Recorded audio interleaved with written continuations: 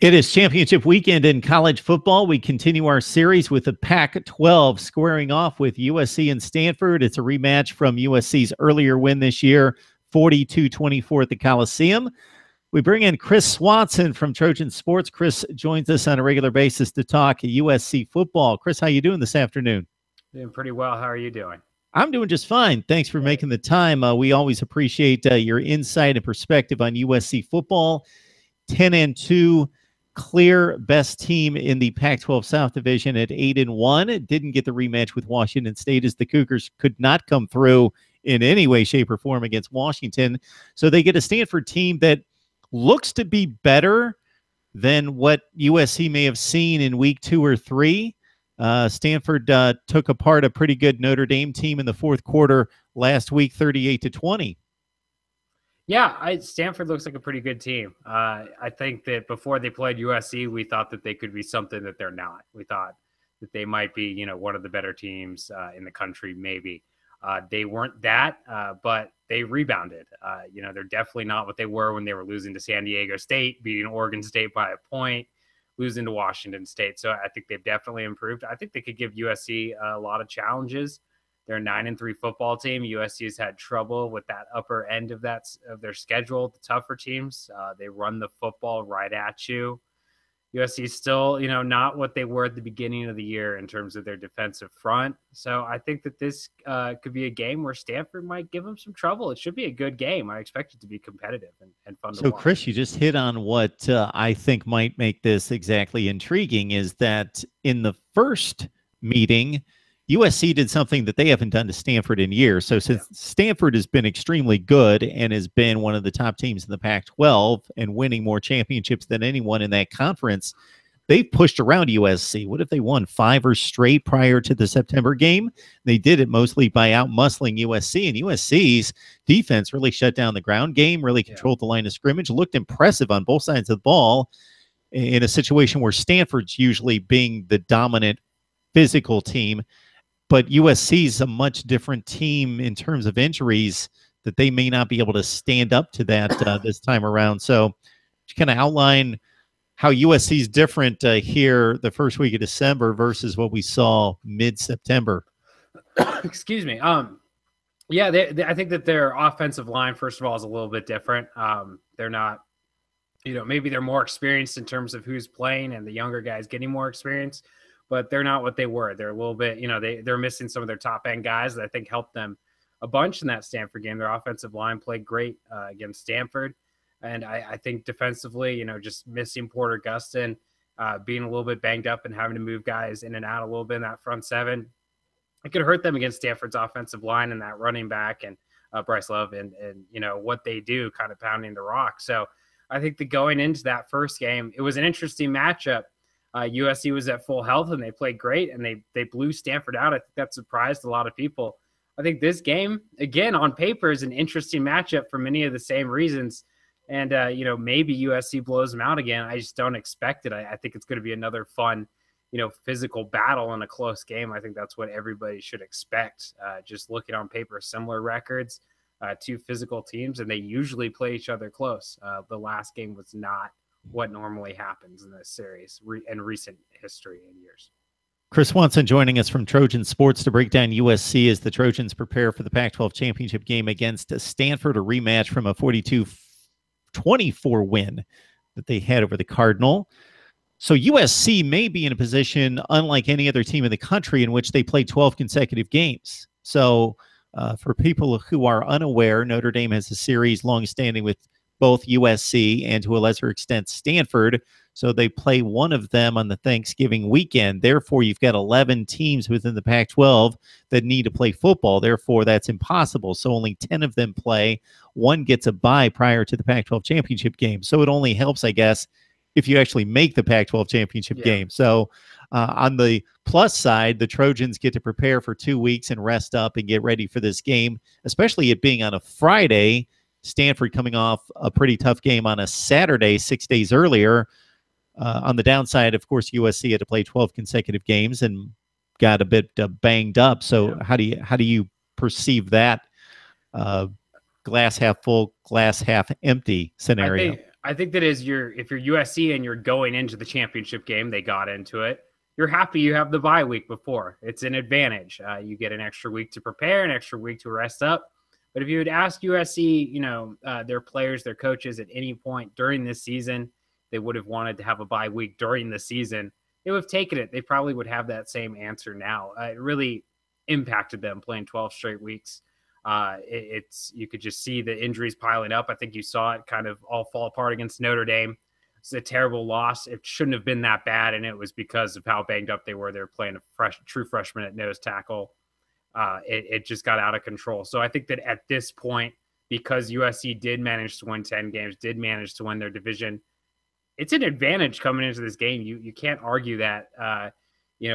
Stanford played a very physical and tough Notre Dame team. I know that they won pretty big, but they were banged up after that game. They could have, I think, 4 defensive starters missing for this game. So I think if you're looking at it from a perspective of who has the advantage, with the bye situation just for the Pac-12 championship game, USC does. It's a big advantage, and I think they could take advantage of it. They were able to rest for a week before a game against Stanford, and USC kind of runs a similar sort of thing where they're trying to wear you out too. So big advantage for USC there.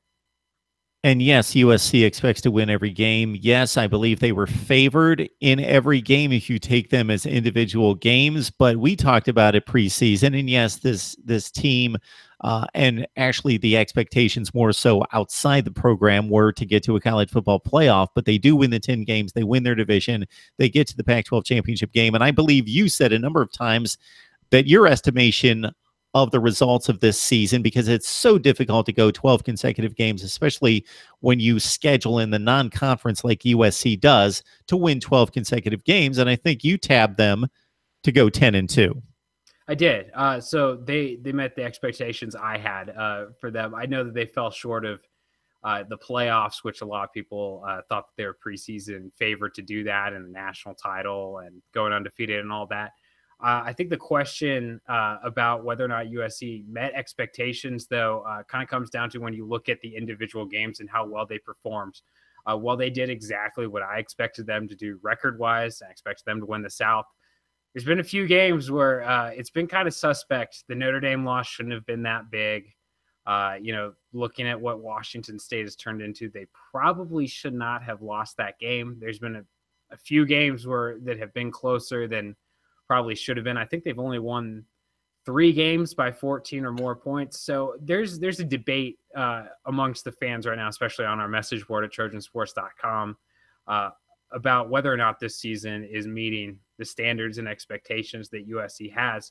I think that if you expected USC to go undefeated and be a top 4 team, you probably expected a little bit too much. But I understand the disappointment as well, because USC hasn't blown out a bunch of teams that are inferior to them. They only have 2 or 3 blowouts all year, and they've played a bunch of teams that for the most part shouldn't compete with them. And then when you look at the teams that went 9-3 and kind of have a similar record to them, USC struggled against those teams. I believe they're 1-2 against teams that are 9-3. So I understand both sides of it. I think that you'd probably be a little crazy to complain about a 10-2 season. If they win the conference, you'd be a little crazy to complain about that, or just say Clay Helton did a bad job. But I understand where some fans are coming from when they say they think this team should have done more and they expect more, without question.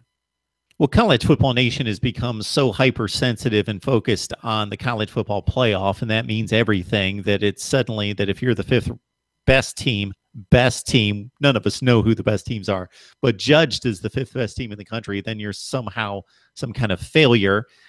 I think it's unfortunate that we've got 5 conferences, major conferences, let alone these other teams playing in FBS like Central Florida, but 5 major conferences in 4 spots. I think it's an unfair system. I think it's ridiculous. This leads me to my question. USC is one of the blue blood brands of college football.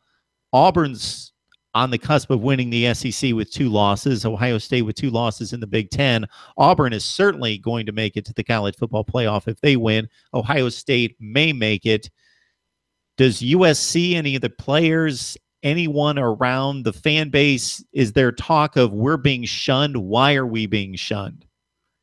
I I think that there's a debate about whether or not USC has an argument to make the playoffs. I think because of what you mentioned, these two lost teams that could win their conference and make it. And, anybody with two losses has a loss where, they shouldn't have lost that game or whatever else, something to point to. And it's up for debate. So I understand that. And I'm with you. I would prefer a system where if you're a Power 5 conference champion, you play in the playoffs. I think that's totally fair. They don't play the same teams. We can't really judge who's better by records and by guessing, because that's what it is. It's all a guessing game, and that's the history of college football and national championships and college football too. I don't think it's fair. I don't think USC has a great argument this year for saying they should be the number 4 team and they should be in. I think if you look at their schedule, they're missing a signature win. Their signature win is Stanford. Stanford's a 9-3 team. If they beat Stanford again, Stanford's going to have 4 losses. It's not much of a signature win. Notre Dame beat them in such a way that it kind of diminishes any argument they have, at least in my mind, that they should make it.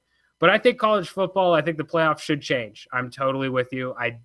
I always hated the BCS. I thought, picking 1 versus 2 was silly because as we saw in years like 2007, right, that year, it felt like West Virginia, Oklahoma, USC, everybody had an argument at the end of the year for, hey, we should be in there.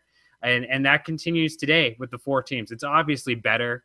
And we saw that early on in the playoffs when, Oregon was upsetting a team that they shouldn't have, and Ohio State did the same thing. And it added for more clarity, I think, to the picture at the end of the year. But it should be expanded.